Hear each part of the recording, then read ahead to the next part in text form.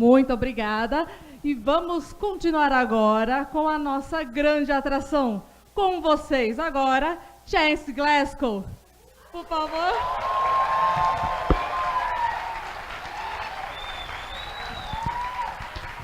Muito obrigado.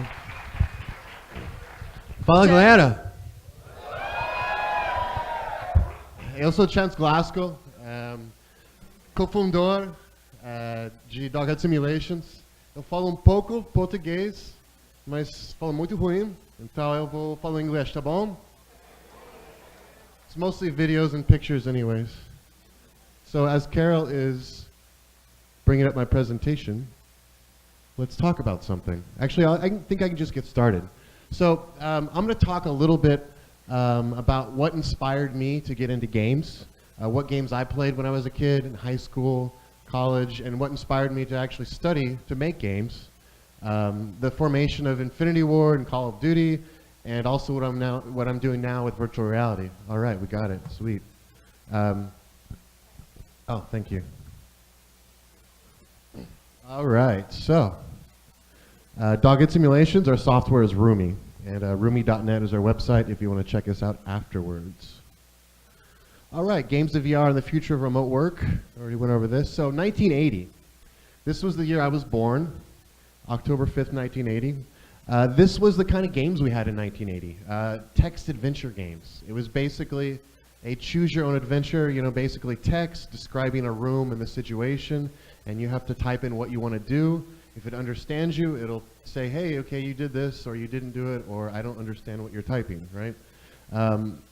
Very early gaming, right? 2 colors, no graphics. 1983, King's Quest came out, which was probably the most famous classic adventure game series, King's Quest. Probably no one here has played this. I'm guessing no one's played the original King's Quest, right? Okay, that's fair to say. Most people weren't even alive, so. 320 by 200, had a whole 4 colors, these ugly purple, cyan, blue, green colors. You had 16 colors to choose from, and you could only use 4 of them. So, fast forward to 1988, and here we have King's Quest 4. We've skipped a couple of them. We now have a little bit better graphics. Our resolution has gone up, 640 by 350. Now we can use up to 16 colors. Whoa, crazy.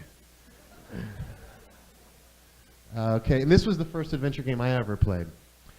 And then I played, I played Hero's Quest for the first time. I have a friend in 4th grade. He called me, right? He called me and said, Chance, I've got this brand new game. You're going to love it. It's like King's Quest, but it's like an RPG also.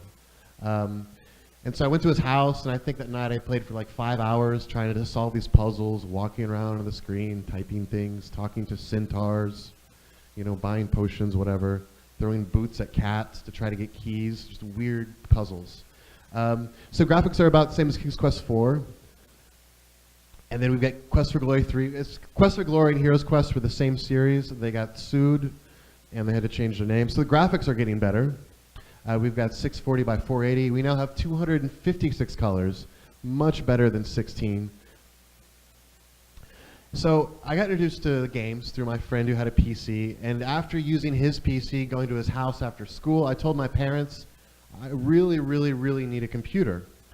But the problem was back in like 1993, a modern computer was about $2,000 to $3,000 US, which is like $6,000 now, probably between 15 and 20,000 reais.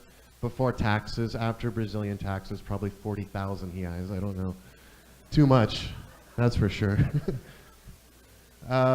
These are some of the games I started playing that inspired, but I wanted to make games. I loved playing them, but I had all these ideas to make my own.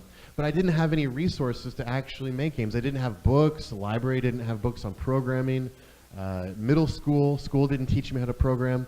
So I found a programming language on my computer called BASIC. Has anyone here heard of BASIC programming? All right, all the old people, raise your hand. No, joking. Yeah, BASIC programming was a very old, very basic programming language, and I found these 2 games, Gorillas and Nibbles, also known as Snakes. This was installed on a lot of Nokia phones back in the day. I don't know if you guys had this on your phone. And I would go into the language and I would read it and I'd be like, okay, so print, that must mean show something on the screen, show these words on the screen. Input means I can put in an answer. So I figured this out, and then of course I know a little bit of math, so I figured that out. And before you know it, I was writing really basic text adventure games, like the first game we saw, Zork, just black and white text. And so I made one of my first games, The Dentist Who Took Over Compton. It was a 1990s gangster rap text adventure game with like Tupac and Snoop Dogg, but we couldn't use their names, so we had to change their names. I think 3 people played it, but it was the best 1990s gangster text adventure game ever made. So I realized I want to make other games, with graphics and more stuff you can do. I wasn't going to learn on my own, and I found that there was a school, Full Sail, that was an hour away from me in Florida. And so I took a tour, and I decided to go ahead and study computer animation because I loved, at the time I was a little bit into acting, a little bit into technology, and animation is kind of the combination of those two things. So I did Full Sail in 15 months, very quick. I got a 2-year degree. And I knew I wanted to go to Los Angeles because in Los Angeles you have the highest concentration of film, TV, games, and music jobs in the entire world, right? There was so many opportunities out there. So I drove my 1988 Honda Accord all the way from Full Sail to Los Angeles, right? And the distance from Orlando to Los Angeles is about the distance from Porto Alegre to Acre. Except Los Angeles actually exists.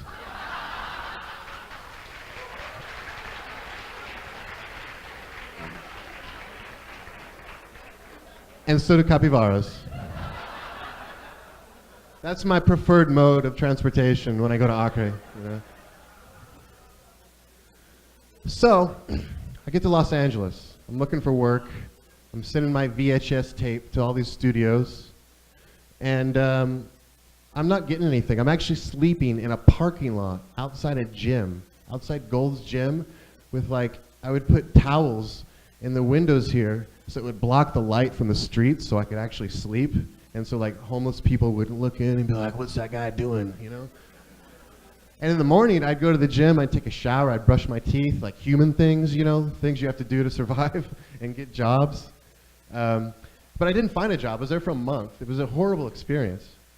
So I was driving all the way back to Orlando, but I stopped in Tulsa, Oklahoma. And Tulsa is not a place you expect to find any game jobs at all. It's known for its oil and its college football and its wrestling, not technology. But I got an internship anyways. I found out through a friend, he was interning there. So I got an internship at this company called 2015. Has anyone here played Medal of Honor Allied Assault? Really old school game. All right, sweet, got more. How do more people know basic programming than have played a game from 2002? I don't understand. By basic, I don't mean programming básico. It was actually called basic programming. All right, so these are my coworkers. I had a stuffed monkey. I took pictures for some reason and put this collage together. I don't know why. And they had me working on the weapons and kind of helping out with some things, right?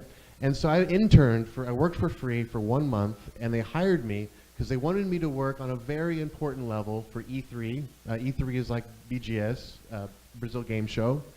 And so this was the first level I ever worked on.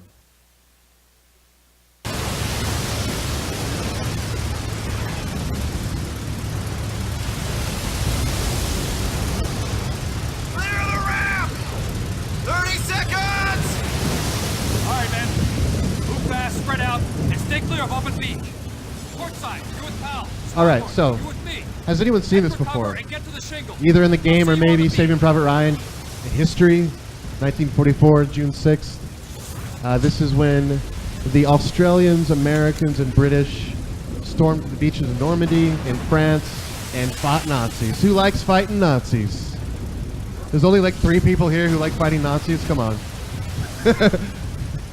I know you guys have some German history in Brazil, but come on, let's hate the Nazis.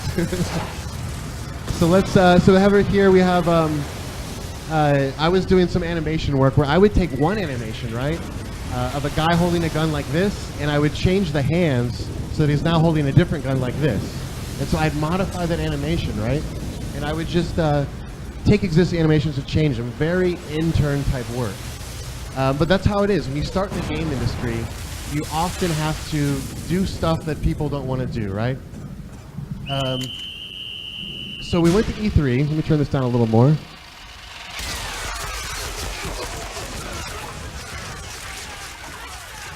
I went to E3, and no one had heard of us.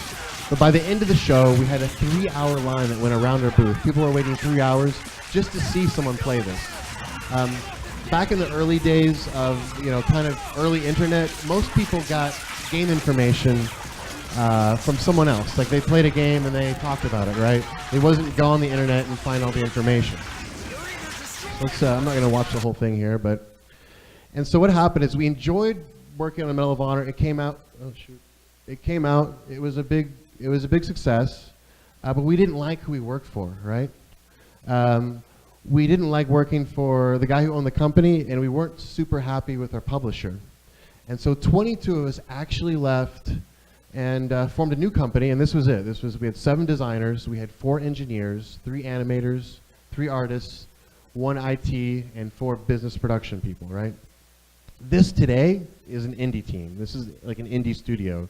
When I left Infinity Ward, it was, I think, close to almost 300 people. So it's, more than 10 times what you see here.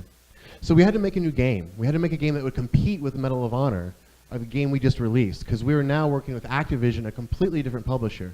So we had to actually start over from scratch with just the Quake 3 engine and build a new World War II game, but we got to do all the things that we wanted to do. Sometimes in the game industry, when you have a publisher, they tell you should do it this way or do it that way. It's like, no, I'm the guy that makes the games. You just stay over there and make billions of dollars when we sell them, right? That's what we want. And so they gave us the freedom to create the World War II game that we wanted, implement the features that we were really excited about. And so Call of Duty 1 came out on PC, and it was a pretty big success on PC. It was kind of slow at first because no one had heard of Call of Duty.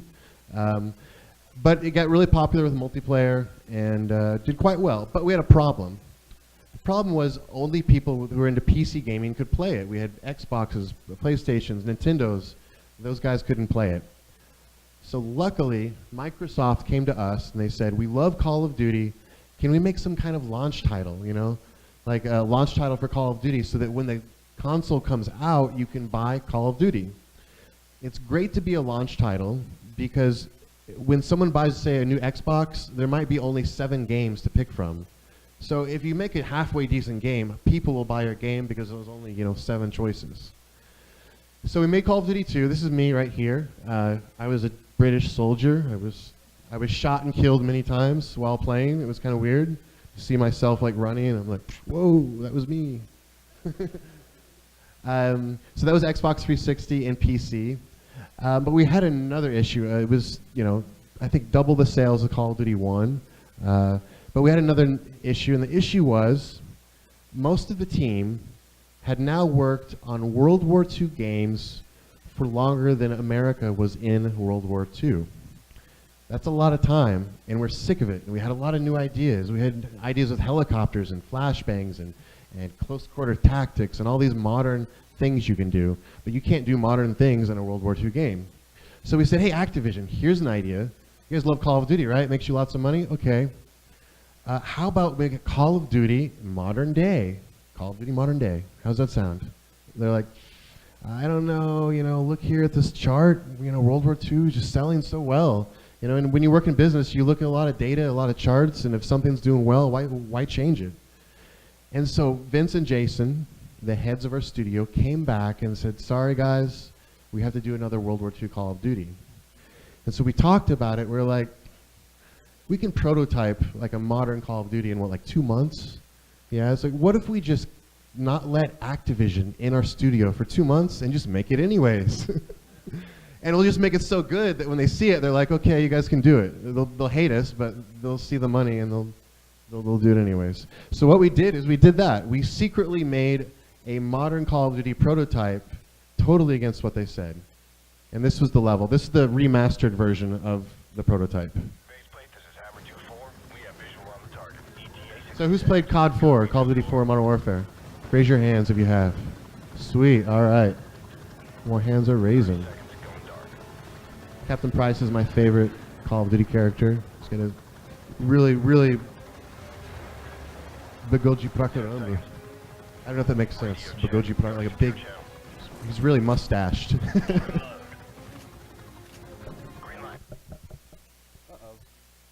Sorry. I will fast forward to that spot.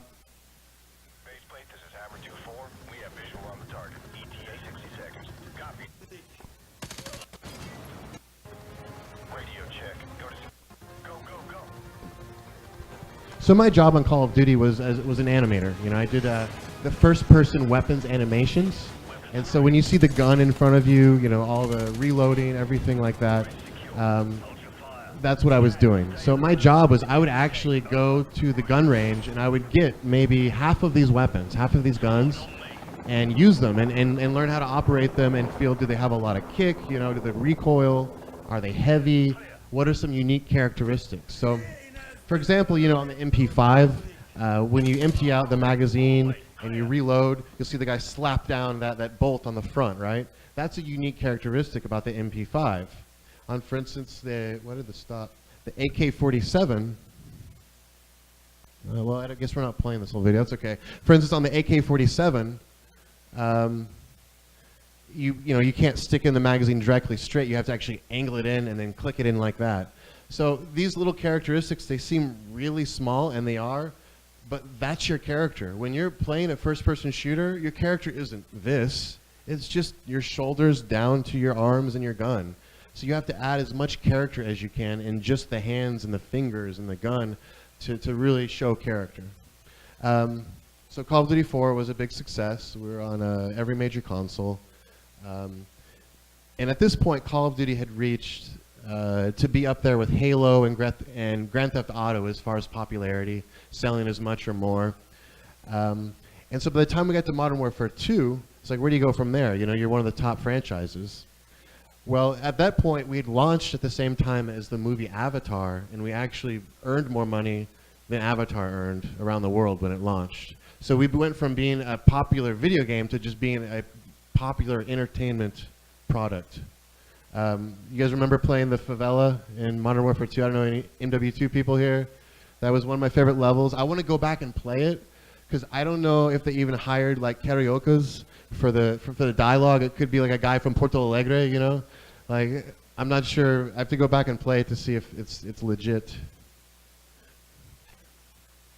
So Modern Warfare 3 did that. I'm not going to talk much about these. Ghost, I hope you didn't play Ghosts. But Full Set loves to put Ghosts on that video. Like, hey, look at the worst game Chance ever made. All right. Oh, I added this in last minute. That's why this is a stupid slide. This was before we had motion capture. Do you guys know motion capture, where you put the balls on them and the lights and it tracks where they're moving? Well, before we had that, it was chance capture. Nope.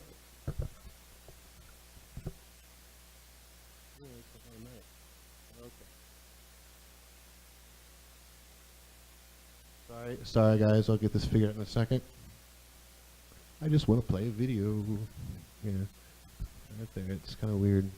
So, there we go. It's like a trackpad from 10 years ago. So.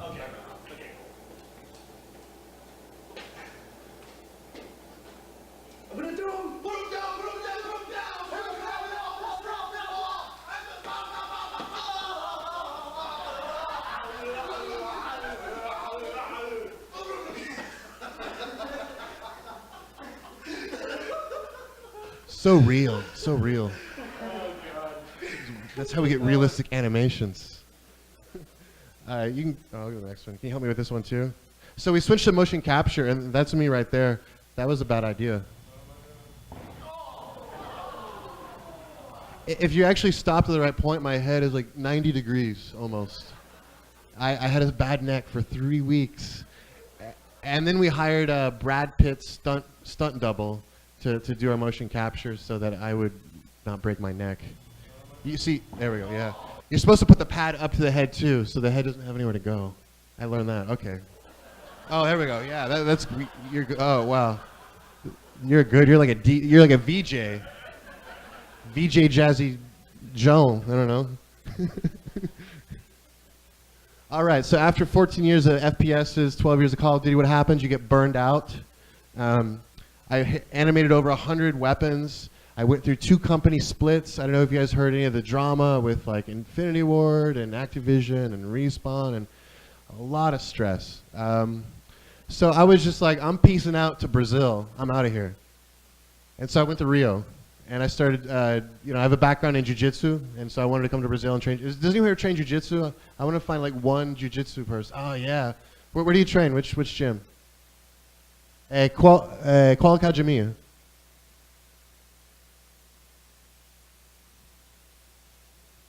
Ah, awesome. Cool. Well, I'm very happy that you're here. Anyways, that was a total sidetrack. So yeah, I lived in Gloria, near Lapa, Santa Teresa. And I just wanted to get away and just not make games for a while and figure out what am I doing next. And so also the benefit of going to another country, hopefully you'll go to a city that has good internet. Rio, the internet is so bad. But you can save money on travel. If you have a meeting, you don't have to fly there. You can meet them digitally. Smaller carbon footprint, that basically means less pollution. Healthier lifestyle. When you work in the games industry, you're going to spend a lot of hours in front of a computer, sometimes 60 hours or more a week. And that's bad for you to do that for a long time. And so when you're working remotely, that allows you to manage your time. So, okay, I'm going to go to the gym at 1 o'clock. I'm going to cook some actual healthy food and not eat McDonald's at 4 o'clock. Just live a better lifestyle and be a nomad, move around a lot. So here's a little, oh, this must be the old one. I thought these were automatic. Sorry, guys. It's sort of a philosophic concept that a sufficiently advanced civilization would Sorry, I've got 3 things in my hand right now. be able to create. I got. Yeah, go ahead and rewind it. I'll summarize this video at the end. It's a bit confusing. Sort of a philosophic concept that a sufficiently advanced civilization would be able to create a simulation. Yeah, maybe you've answered this before. A simulation. I've had so many simulation discussions, it's crazy. Okay, so the idea is right. Any sufficiently advanced civilization could create a simulation that's like our existence, and so the theory follows that maybe we're in the simulation. I think here's, in my mind, like the strongest argument for us being in a simulation, probably being in a simulation, I think is the following. That 40 years ago, we had Pong, like 2 rectangles and a dot. That Right. was what games were. Now, 40 years later, we have photorealistic 3D simulations with millions of people playing simultaneously, and it's getting better every year. And soon we'll have virtual reality, we'll have augmented reality. If you assume any rate of improvement at all, then the games will become indistinguishable from reality, just indistinguishable.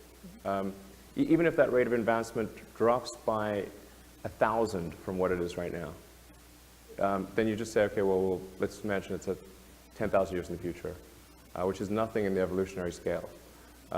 So given that we're clearly on a trajectory to have games that are indistinguishable from reality, and those games could be played on any set-top box or on a PC or whatever, and there would probably be, billions of such, computers or set-top boxes,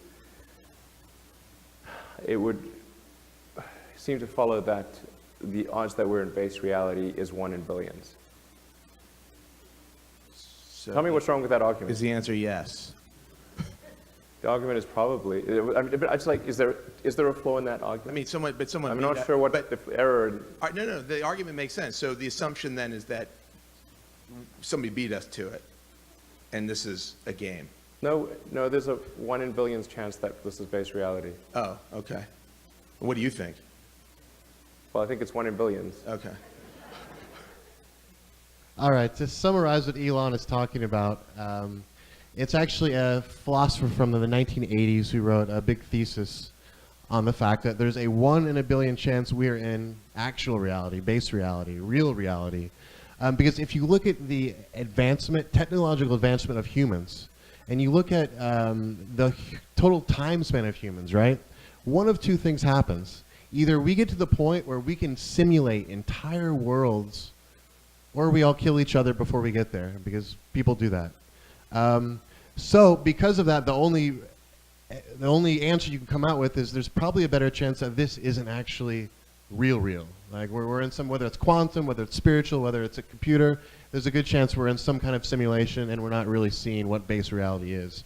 Now that sounds really crazy. You're like, where are we going? What did you smoke before you came here? Nothing. But Moore's law. Every 18 months, computer power doubles, right? You look at this hard drive right here from like the 1960s was like 20 megabytes. That's heavier than a lot of cars. All these devices here, a computer, a camera, a cell phone, you know, a PDA, a watch, all can fit in a phone that's like 8 years old, right? The very first first-person shooter I played, Wolfenstein in 1993. This is Wolfenstein like 6 years ago. So do you see what I'm getting at? Like, what's it going to look like in 10 years, 50 years, 100 years? But that's, even 100 years is nothing. 1,000 years in mankind is nothing. What's it going to be like in 100,000 years, right? Look at the very first game that I showed, or second game, King's Quest. This was the resolution right here. This is basically representative of the pixels. Now we have standard, everything's coming out in 4K. So just even how resolution, how clarity, how graphics have changed in such a small time. So let's look at VR. In the 90s, VR was horrible, right? We had this thing here, this ugly thing. The degree of field of view was only 60 degrees, so it's like looking through like a toilet paper, you know, tube, basically. The resolution was like the original Nintendo, you know? 50 milliseconds of latency, which means that when I turn my head, it's like, when I turn my head, the computer's thinking, oh, he's looking over here now, I guess I should render that. And basically, everything's like really delayed, and it's basically a drunk simulator, especially when you're working with 20 frames a second, right? You need 90 frames a second just to have a decent experience, maybe 75. And it costs over $100,000. I don't want to pay $100,000 to put that thing in my room, you know? I'd rather buy a house. More 90s VR. We got this, looks like it's Judge Dredd or something, I don't know. This is the same one, last one. This looks like the United Nations and Apple got together and made a helmet. And I don't know why, like, why is he even looking at the monitor? Like, you can't, bro, you can't see through a opaque object. This dude has his head in a Japanese toilet seat. This dog is having a great time. He's getting 90 frames a second at 4K per eye. Where are we now? The Vive now is down in the US is down to $499. It's 90 frames a second. We have 22 seconds of latency, so it's not like a caipirinha simulator, you know? You got high resolution and now 110 degrees of field of view, so you just have a little black here and here, but it's almost your whole view. So you're probably wondering, why is there a bear serving alcohol? I'm going to tell you why. So I moved to Rio, right? Remember that? I went to Gamescom in Cologne, Germany for a short job. Flew there from Rio to Cologne, and I met with a friend who also went to Full Sail. And he was working at HTC on the Vive itself, but he wanted to quit. And I wanted to work in VR. So we're brainstorming. We're thinking, what can we make? Like, what's something useful? Not just games, but what can we teach people with the VR? Like, and we're at a bar talking about this. We're like, you could teach that person to mix drinks. You know, you got two controllers, this VR, you grab a glass, you grab a bottle, it shows you like how much to pour, and you get points for pouring perfect. And why don't we make all the customers animals? That'd be cool. I have a bar full of drunk animals. How about that? How insane would that be? Just like a drunk goat comes up and he's like, give me a whiskey and Coke, or a preguiça. He wants hedge bull because he's so freaking slow. He wants to be normal. Sorry, I spent a lot of time thinking about drunk animals. So, obviously, I'm not here because I'm, talking about this game. We realized that maybe now in VR is not the time to do a game. We should do it later. Why is that? Install base. Not enough people around the world have VR headsets now for us to make a good living selling games, right? And there's also the fact that, so we're like, let's make a product that people will buy that will save them money. Because if you can save $10,000, you'll spend $1,000 because you've made $9,000 and solve real world problems. Also, meeting investors. Can you imagine, like, hey, I've got this VR conferencing application that will revolutionize the way we communicate and work together in school and work. Or like the other examples, like, e aí, mano, eu tenho esse jogo aqui, você pode beber cerveja como uma capivara bébida. Dinheiro, por favor. Vai, vai, vai, vai. So yeah, a little easier getting investors. Trip Crosby has joined the meeting.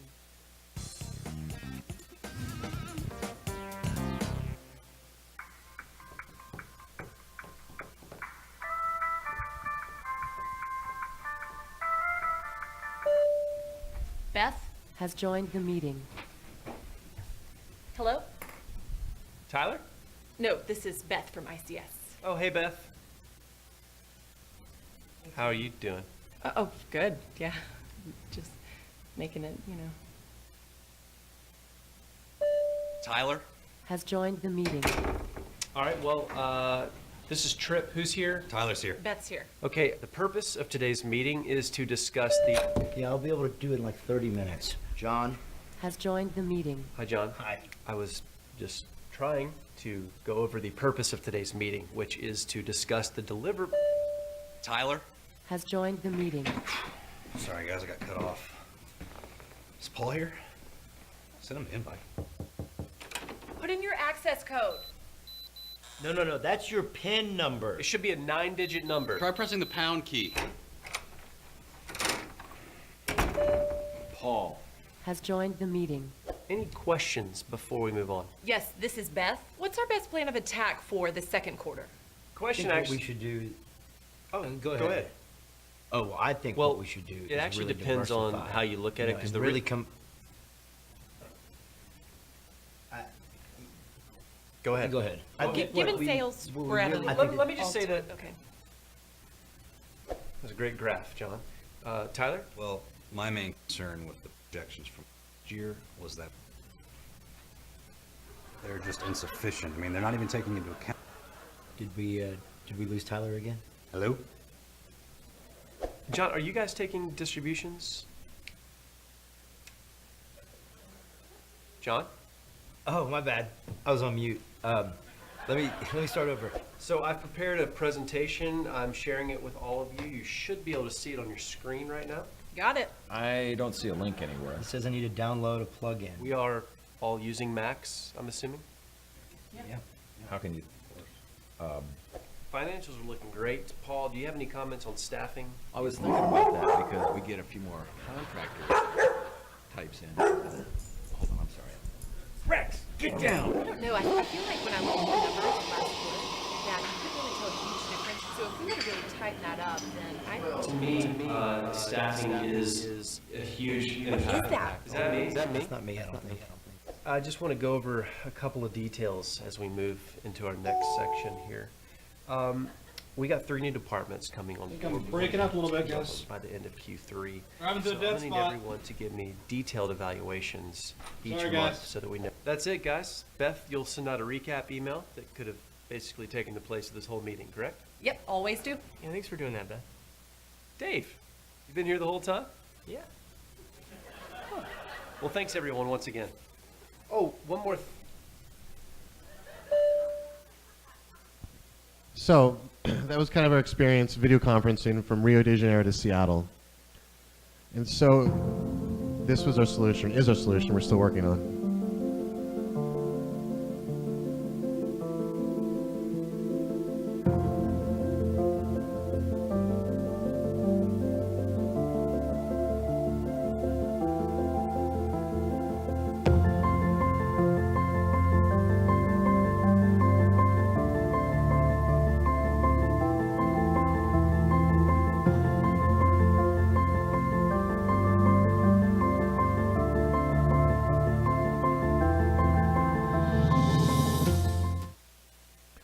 So why, oh, where'd it go? Oh, it's the next slide, I think. Anyways, so the point is, a lot of people are doing other things in conference calls. It's not the best way to get together and talk to people. There was a study by Source Intercall that said 65% of people are doing other work. They're sending emails, they're making food, they're restroom, texting, playing games, Angry Birds, whatever. Like, I've done it, everyone here's done it, you know, it's like, man, this meeting sucks. Let me do something. Gosh, no. So why VR instead of video? You think, oh, well, I can just video conference. Why is VR better? Well, first off, you have something called social presence, right? Anyone here that's used, say, like an HTC Vive or an Oculus or one of the better VR headsets and done a good experience, you'll know that it's so good now that your subconscious brain actually believes you've gone somewhere. Your conscious brain says, no, I'm in VR. Your subconscious brain says, okay, this seems like a reality. I'll accept this. And now you put other people and network together. Now all of a sudden you have social presence. You feel present with other people. With VR, we're tracking their hands and their head, so you get body language, right?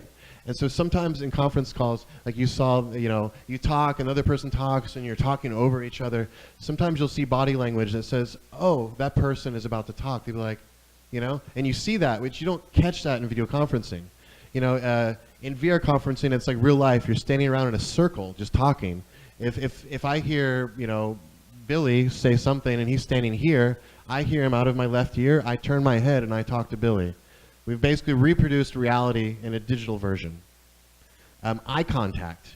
You ever try to make eye contact on like a Skype call or something? You're like, you know, like, I'm trying to make eye contact with you. You can't do it unless you put a camera in the middle of the monitor, which then you couldn't see the monitor, so. Very small thing, but it adds a lot. Adds empathy. Adds like, it's almost like looking into Avatar's soul, you know.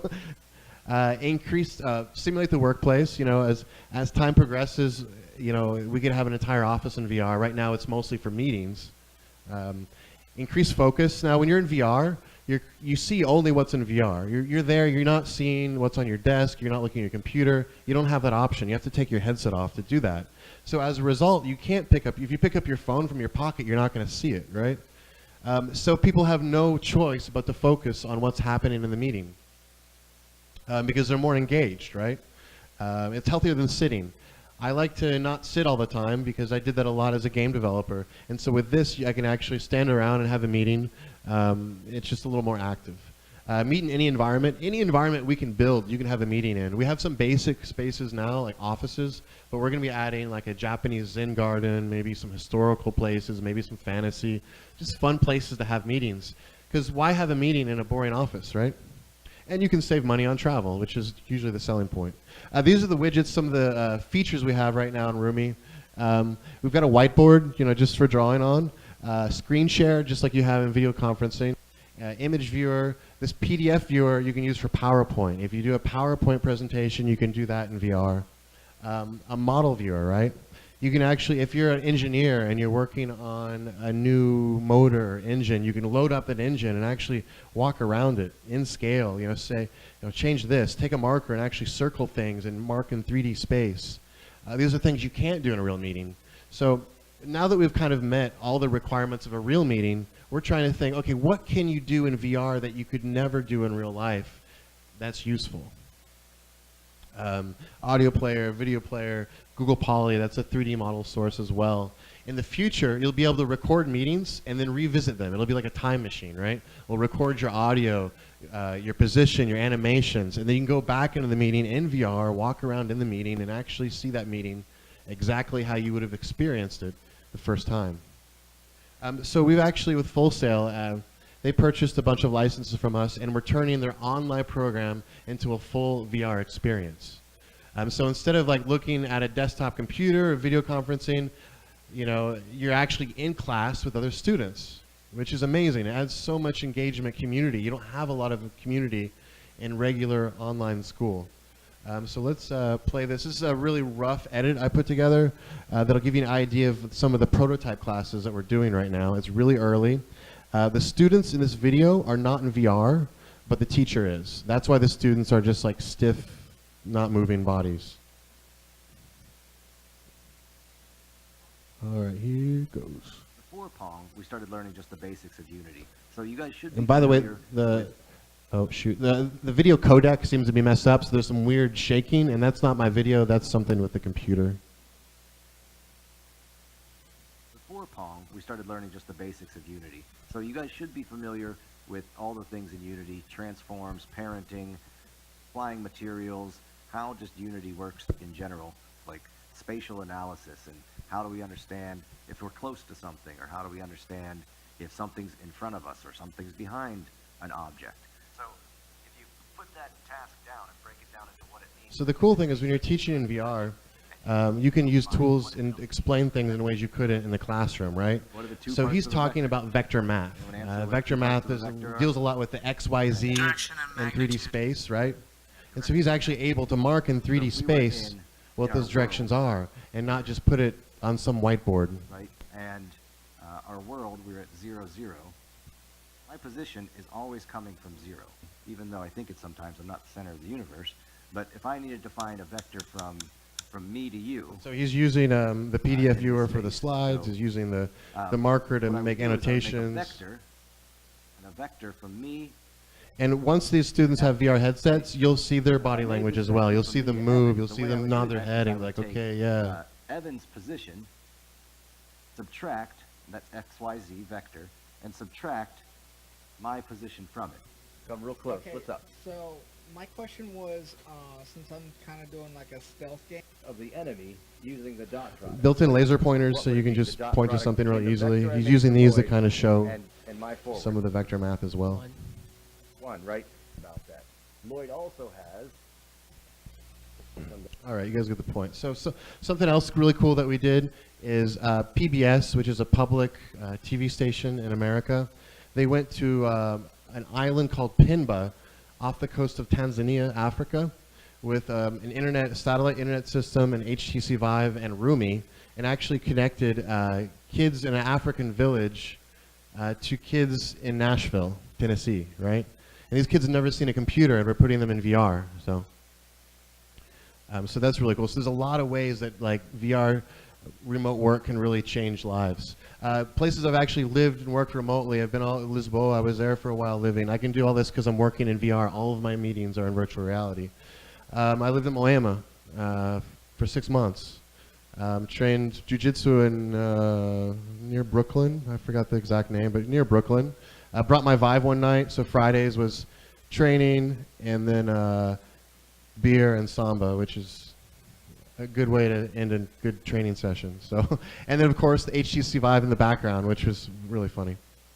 I lived in Nashville, lived in Orlando, Los Angeles is what I call home, Seattle. All right, so what's things right now in Brazil? You're not seeing a lot of VR, and that basically comes down to cost. And that's changing. It's changing in the United States. We're seeing VR in a lot of places right now.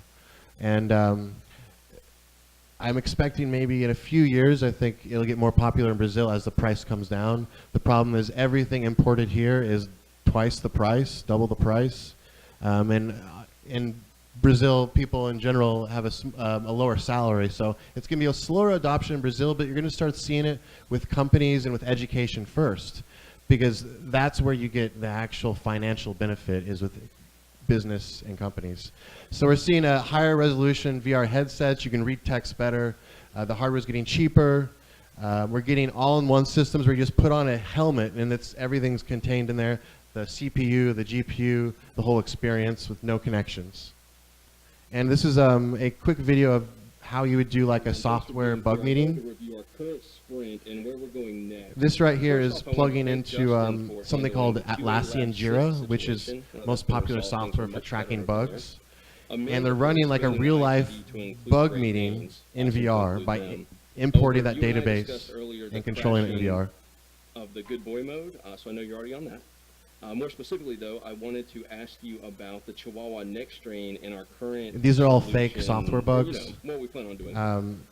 Some people think we make VR for dogs because of our logo, virtual reality for dogs. Metal brackets. So for our bug meeting, we're like, what if we're making VR for dogs? We're going to talk about bugs you have when you make VR for dogs. Thank you for letting me know about all that. Amanda, I noticed you created this new bug earlier. where the English Bulldog is having a light Sorry about the weakness video situation. shake. I don't know Read why the it's doing description that. You put in here, but I'm We need to still a little update unclear Carol's on codecs. the overall problem. Could you elaborate on this, please? Sure. So we're having issues because they're She's not moving because she's not in VR. She's in desktop mode, which is good because anyone can attend a meeting even if they don't have VR hardware. model so we can check the contour against the face. Sure, please join me on the stage. All right, so I've So got we can the import a model 3D from model Albert of a T. dog in Taking a VR. closer look at it. Alright, so I think we have a solution to this problem is by using a cone, so we can put it around his neck over here, and with that, that should should fix our light problem. I'll leave you with one thing. If you don't trust your employees to work remotely, you shouldn't have hired them in the first place. So, Q&A, guys. Questions and answers. By the way, we've got Roomy.net is the software. It's actually free for up to a few people. You can get it for free and use it. My Twitter, Doghead Twitter, Doghead website. Esse é meu cachorro, Senhor Cagão, or Mr. Pooper in English. So, yeah, Q&A. Are we doing this? Yep, I'm ready. Yeah, I'm done.